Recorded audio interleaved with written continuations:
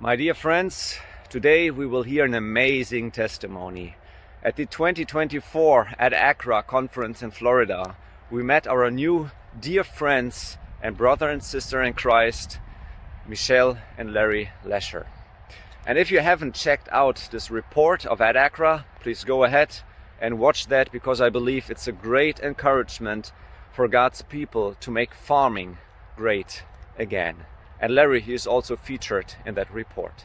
So today we will hear how God has led them out of this world, leaving behind a lifestyle of a professional sports career. Larry, he was a professional skateboarder. He was working together with people like Tony Hawk. And Michelle herself, she was into skateboarding and she was into drugs and depression. And it's such an amazing testimony how God has led them out of this and choosing a life to serve our Lord Jesus Christ. Today they are farmers. They have an amazing farm in Indiana and they grow beautiful vegetables and even more beautiful and amazing flowers. What a great display of God's love and mercy and beauty. So we will see part of that today, because we will have definitely part 2 where we will visit them on their farm in Indiana, learn more about their farming style, but also we will hear more, even great details about their story. But for today we will hear now part 1, and I trust and hope that you will enjoy that and will be blessed. So let's go ahead. Hello, we're Eastwood Gardens. I'm Michelle. Larry Lesher, and we are stewards of a farm called Eastwood Gardens in southern Indiana. All right. How big is that farm? We have 16 and a half acres. We farm on about 1 3/4 acres. About 1/3 of an acre of that is in flowers. Okay, wow. So how long are you farmers now? So I've been farming for 17 years. it's actually 18 now. 18. And then I was working as a nurse and a dietitian for many years, and I was able to quit my job in 2017 and be full-time on the farm with Larry. So before that, I would work my full-time job and put in about 20 hours a week farming. I would come home and help him for a few hours before it got too dark or whatever. I did that for a long time, and then 2017 I was able to quit my job. Yeah. Okay, so I know you told me that you have not been all your life farmers. So how did you ended up becoming farmers? What happened before? Yeah. So we both grew up total city kids. We grew up in Louisville, Kentucky. Didn't know each other growing up, but we were both there growing up. And we married in 2005, and I was in nursing school. My undergrad was nursing school, and I would come home crying because we were into health. I was actually, in my past, I had drug and alcohol problems. So I was sober, into health, and I'm acting as a nursing student, giving lots of medication, morphine, things that were like not very healthy. I was experiencing like kind of sadness when I was doing it. So I'd come home complaining to him, I don't think I can do this. And he was like, you should just quit. And I'm like, oh, I'm almost done with nursing school. So I finished nursing school, got my nursing degree, and decided I can't do nursing. I like it, but I don't want to just give medicine to people. So he had found a naturopathic college in Seattle area that you could become a registered dietitian that could practice wherever, but it was naturopathic. And he said, why don't you apply? If you get in, we'll move to Seattle. And neither one of us knew anybody there. Honestly didn't think I'd get in because it was kind of competitive. I had to take organic chemistry, and I'm not very book smart. I'm very good at studying, but I'm not anyway. I went to tutoring, took the class, and I got into the school.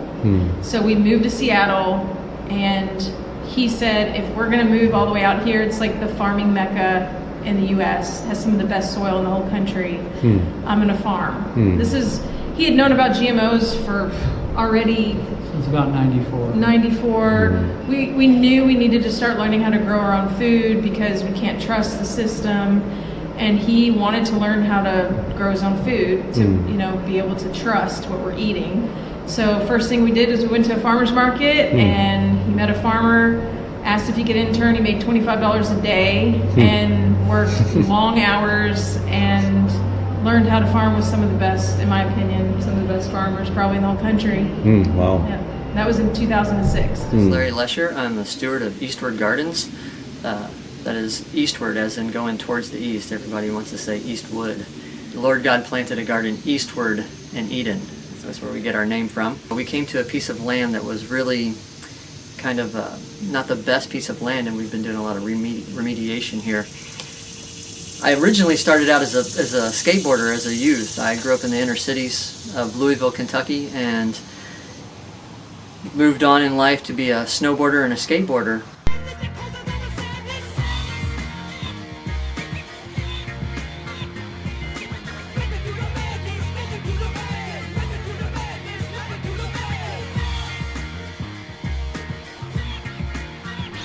So I grew up as a punk rock kind of skateboarder.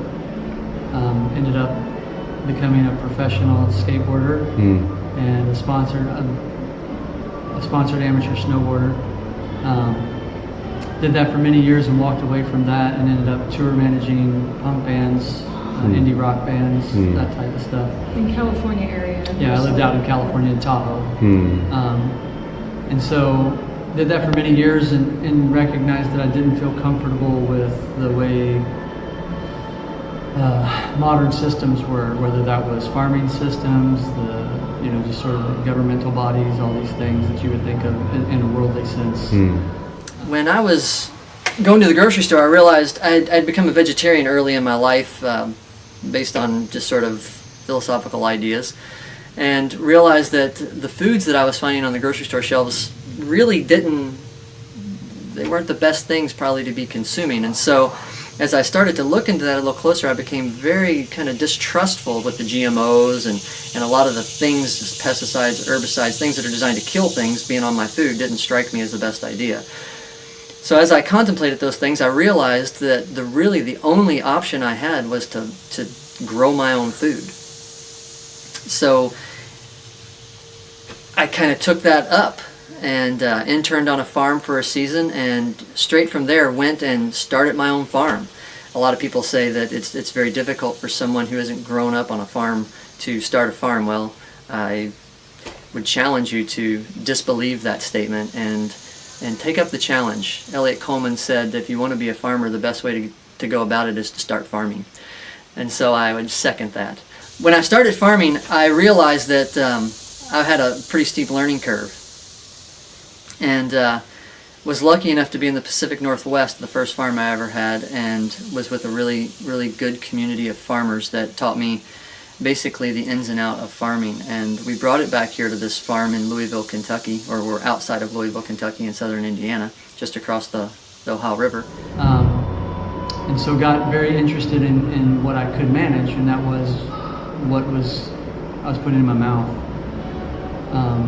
Worked at a health food store, ran an organic juice bar for several years, and That's around when we met. that's right, Yeah. around when we met, and realized that even in the organic industry, it's not really what you think it is. It's better than conventional agriculture, but still there's tons of organic pesticides and all these things that are still not healthy for humans. And so kind of came under the conviction that probably should learn how to grow food. And at this point, we had just become Christians. How did this happen? How did we become Christians? Yeah. So when we met, I was at a very low place in my life. I was trying to quit drugs, but my whole family has drug problems, all my friends. So I was kind of isolated. I also skateboarded. So I would kind of go skateboard by myself. It helped me to try to clear my mind, try to be healthier. And I met Larry down at the skateboard park. It's kind of a funny story, actually. I was waiting to drop into the bowl to skate, and he approached me, and the first question he ever asked me is do you eat meat? So I had quit eating meat at 16 years old because I was more into the hippie genre and was really into animal rights and stuff like that. It's funny because I cared more about animals than myself, because here I'm using drugs, but I'm not eating animal meat, which is kind of a weird, obviously I was a very confused person, but I was vegan and he was vegan, which is very rare in Louisville, Kentucky to find two people that are vegan. Yeah, so I was like, no, actually I don't, and he was kind of shocked, didn't really say anything, skates off, and then I'm standing there like, well, that was kind of strange, didn't introduce himself or anything, and then he comes skating back around, I don't know, 10, 15 minutes later, and he says, do you smoke? And I had just quit smoking a year before. He hates cigarette smoke. And I was like, no, I don't, which is also very rare in Louisville, Kentucky at the skateboard park.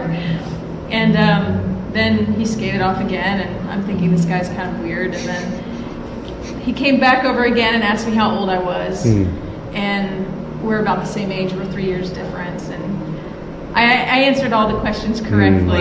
He was pretty happy. She said, and this is, she was 25. She said, I'm 25. I said, it just keeps getting better. Yeah. So then, she's looking at me. Then we didn't see each other. Yeah, we didn't see each other for a week maybe. He was home visiting from California, his mother. I was home trying to straighten my life out.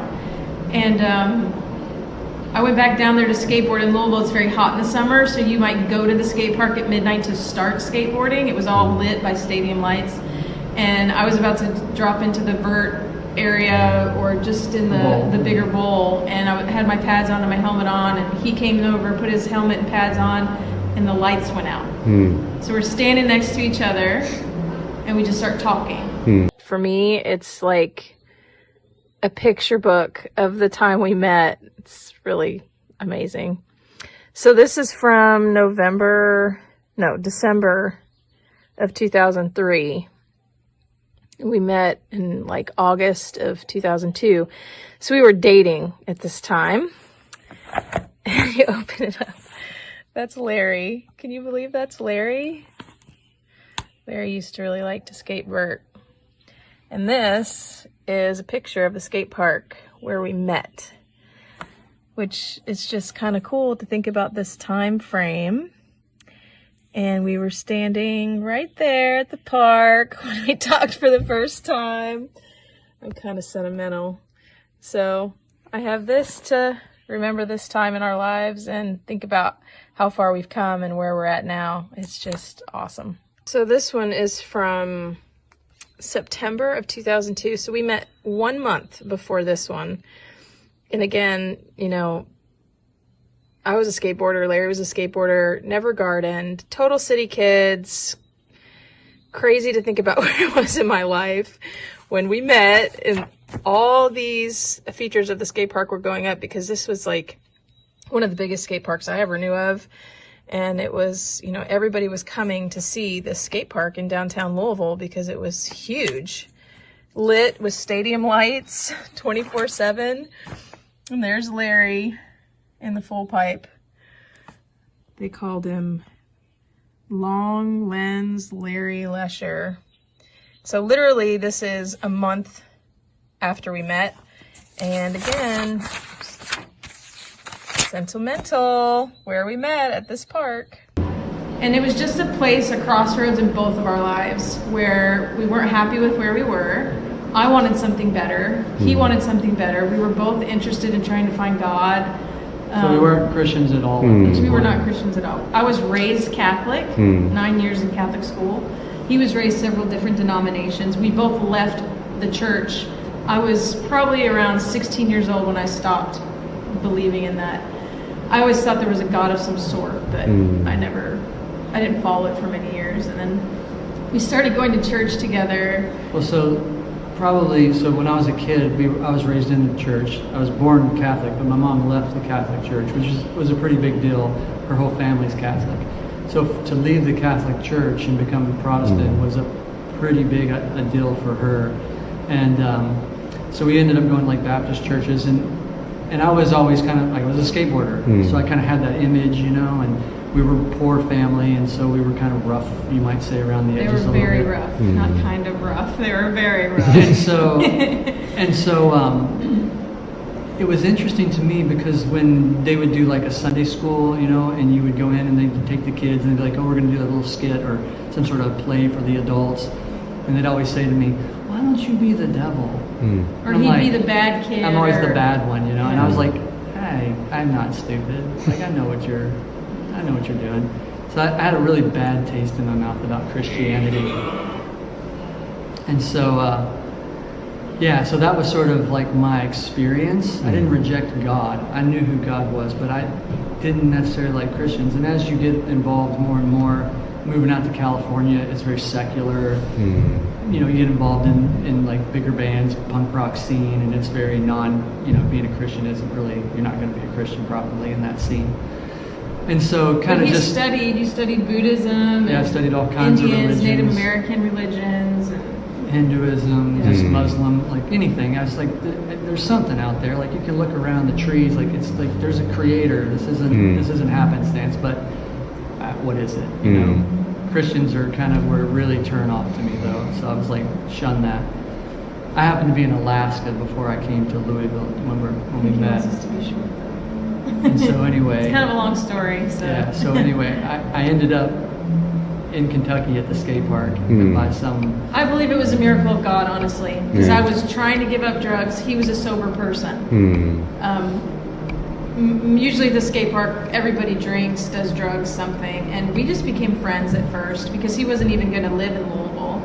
And I was very honest with him.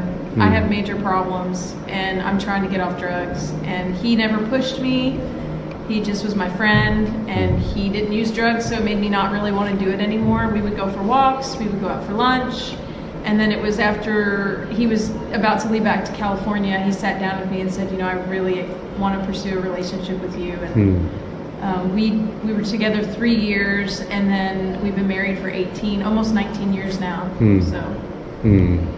So, and then where was exactly that point, that you then made a decision to surrender your life to Christ? It's interesting. When we were deciding to get married. Actually, my family went to like what you would consider a mega church. And when I'd come home from Alaska, I was studying the Bible with my little brother because they were all Christians. And so he said, I'll study with you. I said, okay. She would come to the studies with me.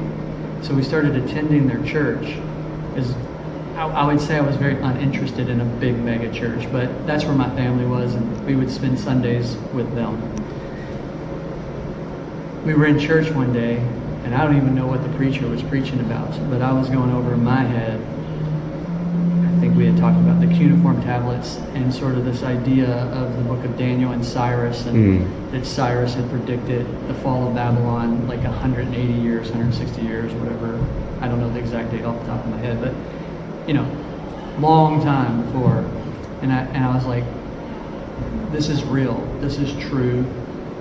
And I looked at my mom and I said, I think I'm a Christian.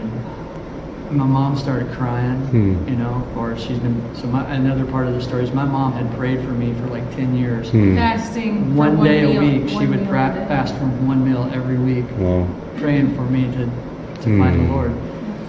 When I said that, I was already ready to. She looked over. She looks over. She goes, "Me too." Wow. Yeah. So God is amazing. How we became Adventist is even more amazing. Tell us a little bit about it. I would love to tell you because it's my favorite story. So we moved to Seattle for me to go to grad school. New Christians. It's a non-denominational church that we joined. I was baptized as an adult. Pastor, non-denominational church married us, and then we're moving to Seattle. So. We're looking around for a church out there. We're from the Bible Belt. So out there, it's a lot different, the churches are. And we just couldn't find a church. They're like talking about very different things, very liberal. And at the school, at the naturopathic college, which is very new agey, okay? They're like, there's a big statue of Buddha in the clinic, and they do acupuncture, all kinds of stuff. But I was more naive to that at the time, and just happy to be learning about. They did plant-based nutrition education there too, which was amazing. They had a posting on the school board thing about a Christian fellowship club, And so, and they also had a job posting for a plant-based chef at an assisted living. Well, all my nursing interest back then was elderly. I later went into mom and baby, but so I thought, well, this could be cool. I could cook vegan meals for the elderly where I'm in grad school to become a dietitian. So I call the people and share my interest, and the guy that answered the phone was the owner. It was an assisted living of 19 residents. It was like a big house, basically. And I said, I'm very interested. I'm a vegan. And he says, well, tell me more about yourself. I told him I was a nurse. And he says, well, why would you apply for a cook job if you're a nurse? I said, well, I'll just be honest with you. I love a lot of parts of nursing, but I hate the medication side of it. I think we over-medicate people, and I'd rather teach prevention. So I'm in school for nutrition to help teach prevention. He said, oh, well, you'll love my wife. You need to talk to my wife. So I remember the conversation. I was like on a back porch at the school in between classes talking to her. And she says to me, well, we try to get residents off of medication. We feed them plant-based food. We take them on walks. We make sure they get exercise and fresh air. And I was like, I've never heard, I've worked in many nursing homes, never heard of such a thing. And she says, we have been praying for a nurse. Would you be willing to work as a nurse for us? And I started crying because here I went through all that education, all to get my nursing license. I studied for the board, I passed the board, and I tabled it because I thought it was not what God was calling me to do. And she was offering me a job at a place where they didn't focus on the meds, And I told her, I just shared with her, I started crying and I said, I really feel like this is the first time God is like moving in my life. Like I know this is a God thing. And she said, are you a Christian? And I said, yes. She said, well, so are we. So I started crying even more. The lady basically hired me without me even meeting her over the phone. Okay, so this is very special. So I'm working there as a nurse. 3 months into it, a nurse's aide comes up to me and says, these people are Seventh-day Adventist, right? And do you know I was 30 years old and had never even heard of a Seventh-day Adventist? I had no clue what it was. I was like, okay. And she said it negatively. So I went home and told him, at the time he's farming on this farm. And I said, and these people were amazing. Like a couple things that are very important in this conversation.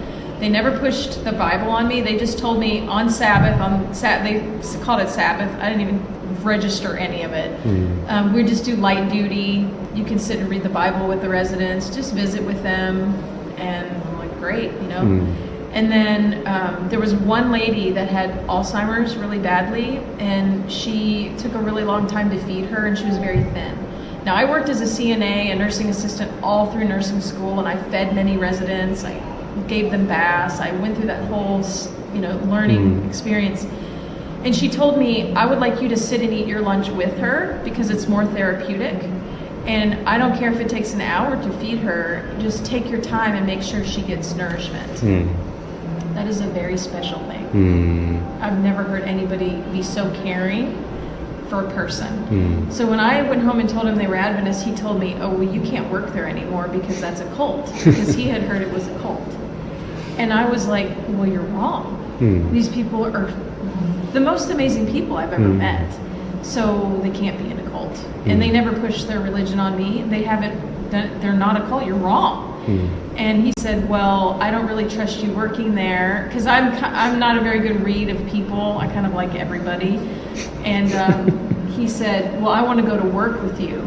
If you're going to work there, I need to check them out. And so I call my bosses. My wife. I call my bosses. I said, my husband wants to come to work with me. Oh, that would be great. Go ahead, bring him. He can help you get the residents ready for breakfast. So this is a miracle of God. I mean, this is such a touching story because you see how God is working. Larry asked a ton of questions. He is a thinker. And things don't come, he'll argue and argue and argue with people. So we show up there. Not as much. Not as much. We show up there and we're eating. I'm working as the nurse there. Larry's with me. Just so happens the owner's son was there with his wife, visiting from the mountains like 4 hours away or something. Well, Martin was his name, and he looks like sitting just across like this, looks at Larry and says, "So, you want to study the Bible?" And Larry said, "Well, actually, that's why I'm here." And he said, "Really? Well, what do you mean? What do you want to study?" He said, "Well, I heard you're Seventh-day Adventist. I heard that's a cult. And if my wife's going to work here, I want to know what you believe." And you can imagine I'm upset that he's calling this person a cult to his face, thinking they're going to fire me or something.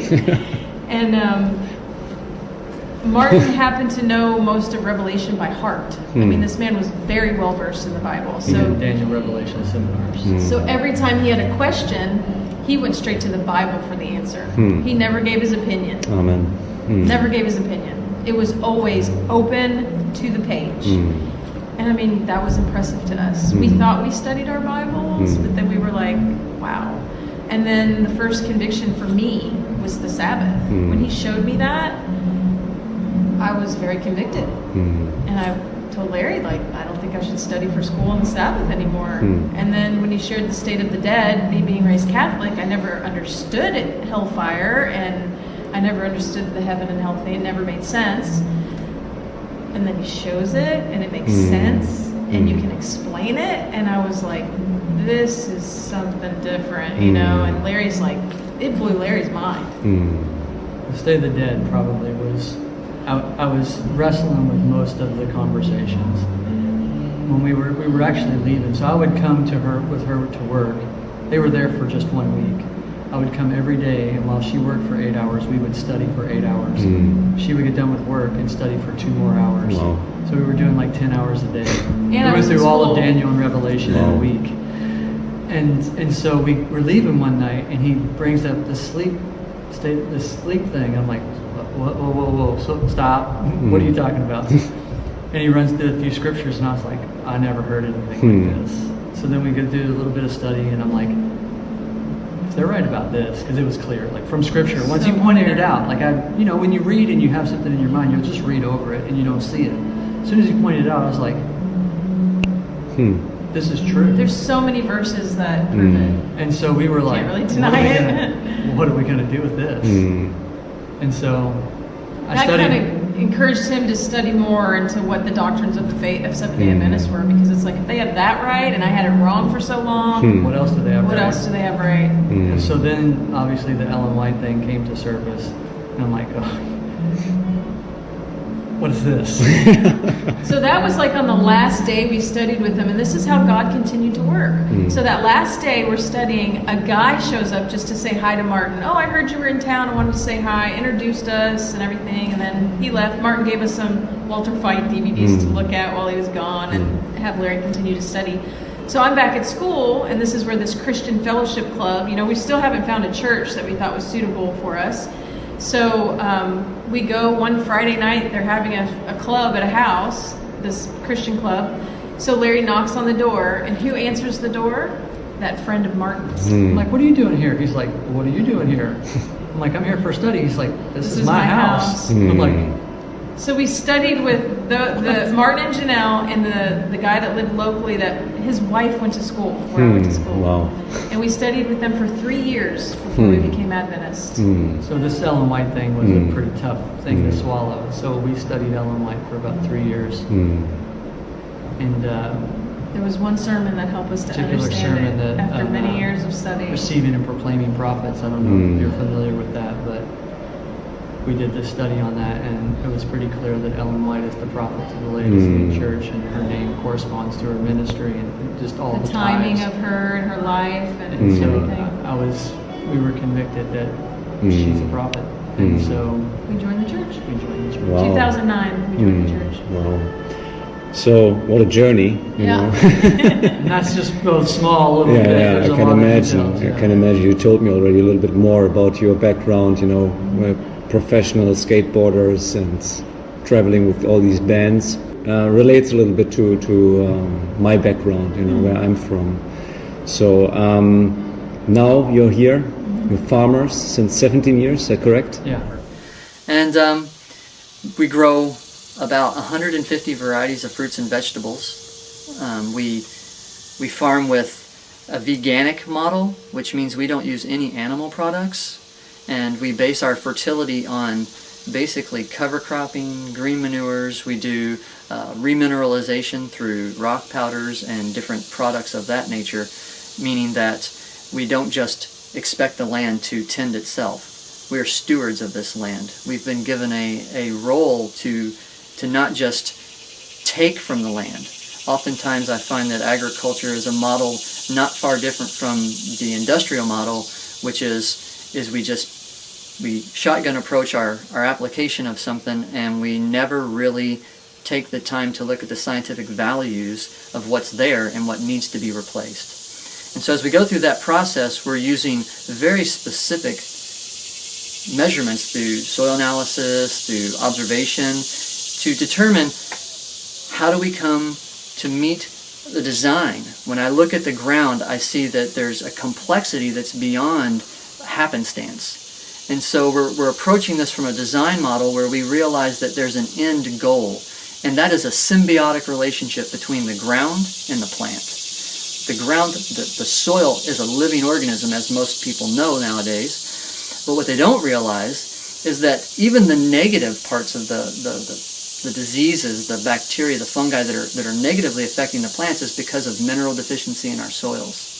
It's because of seeds that are genetically manipulated. And even if you think the organic seeds, we have cell fusion that we deal with, even in the organic side, where they're manipulating cellular level things. And we're finding ourselves to have to be more and more aware and careful about what we choose to put in the ground.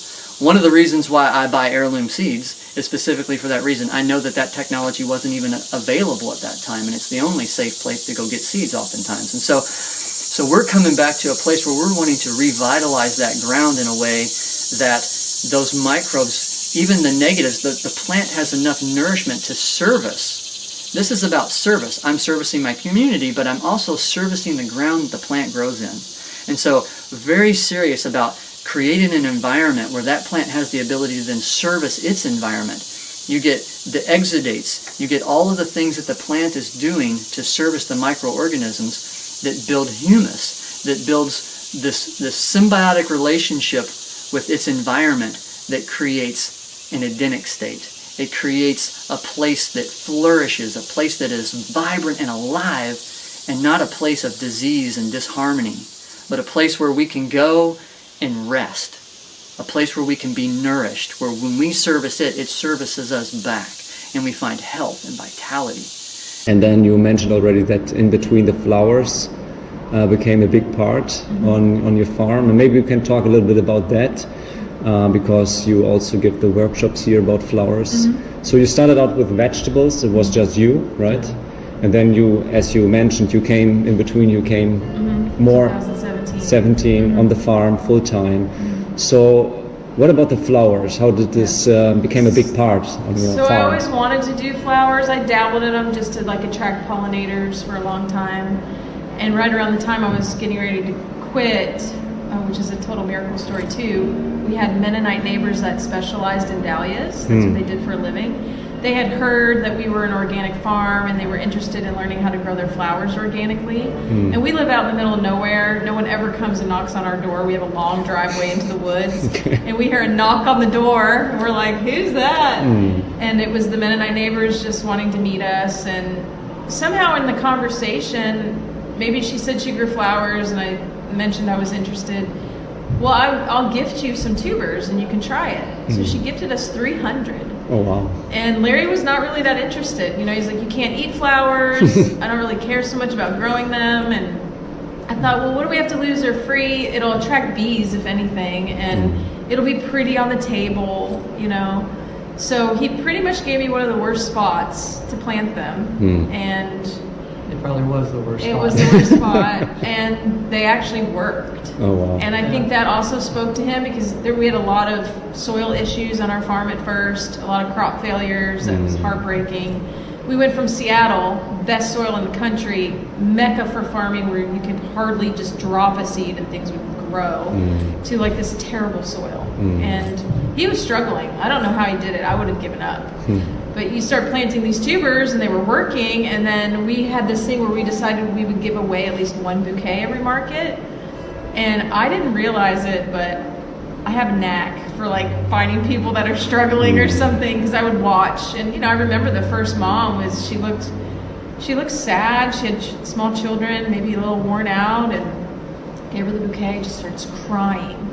And then the next week, gave another woman a bouquet, crying. And Larry said to me, I've given away a lot of vegetables and no one has shed a tear for a vegetable. These flowers are touching something in people that is special. It's feeding broken hearts, you know? So he was pretty sold on it after that. And so he's done everything to help support me kind of growing the flower end of it.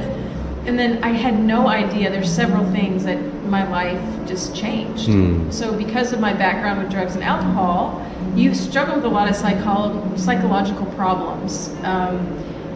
You're, at least for me, more kind of depression sometimes. You get down on yourself, you have guilt, shame, stuff like that you work through. You believe God forgives you. You have unhealthy habit patterns of, for me, self-abasing kind of stuff. And so when I started growing the flowers, they were very healing to my heart. I would have a sad day. I have a lot of family problems too, like my mom had issues. And I remember one day very specifically that I was feeling heavy. Anyone out there that has the quote unquote depression, you just feel kind of heavy. Big cloud over you kind of feeling. And I went out there to pick flowers, and these cosmos were kind of swaying in the wind, and it literally lifted. And I was like, man, this is awesome. There is something special about these flowers. They literally lift my mood, like as if you took a pill to make you feel better, but it's just them, you know? And so that changed my life. Yeah, no side effects. That part of it changed my life, and then getting into this like engaging with people and giving flowers away part of it helped me to see like I actually have a gift with figuring out people that really need a little something special, and then I pray with people. So it's become kind of a ministry for me, and then it's also a creative outlet, which I believe everybody has creativity in them, and it's important to find it because it's God created us in His image, and God is a creator God. So I haven't been able to have children, and we always think of procreation with creator God, but He created the flowers. He created all the things. So when we're creating, that's part of the gift of being made in His image. I learned, this all came to me this year. When I'm like sad in the garden because I can't have children, God says to me, you're creating with me with the flowers. Don't be sad. You know, that was mind-blowing to me. And they're just medicine. They're medicine for me, for everyone around me, and He sees that, so He helps me now. Like we grow thousands of flowers now because it's changed my life so much. We still grow vegetables. And we still grow vegetables. Predominantly vegetables, but because the flowers have taken off, flowers make up more than half our income now on a small fraction of the land. Wow. So what an amazing story. Yeah. You know, I'm so happy that I could meet you here. Us And too. yes, and I know there's much more to your story. Yeah. I know, but you know, thank you for taking the time and sharing with us. Thanks for asking. Yes, Yeah. I believe, you know, many people will be blessed Yeah. by hearing your story and be encouraged. And we also encourage anyone to reach out to us anytime. Yeah. eastwardgardens.com. All right. And that's what we're doing here at Eastward Gardens. I'd invite you to come to our website and see what we're all about. You know, if you're interested in getting good seed, I would recommend Baker Creek to you. They make a wonderful. They have a wonderful selection of seeds, and I'm just excited about what's going on in this community. Very excited about how this community is growing, and invite you to get your feet in the water. You can always, our phone numbers are there. You can message us through phone number, WhatsApp, email, Perfect. whatever. And you have also some pictures, right, on your webpage? Yeah, Absolutely. lots of People pictures. can see flowers and vegetables. Yes, and cats. And We bring cats. Okay. Yeah. All right, perfect. Thank you so much. God bless you guys. Thank you.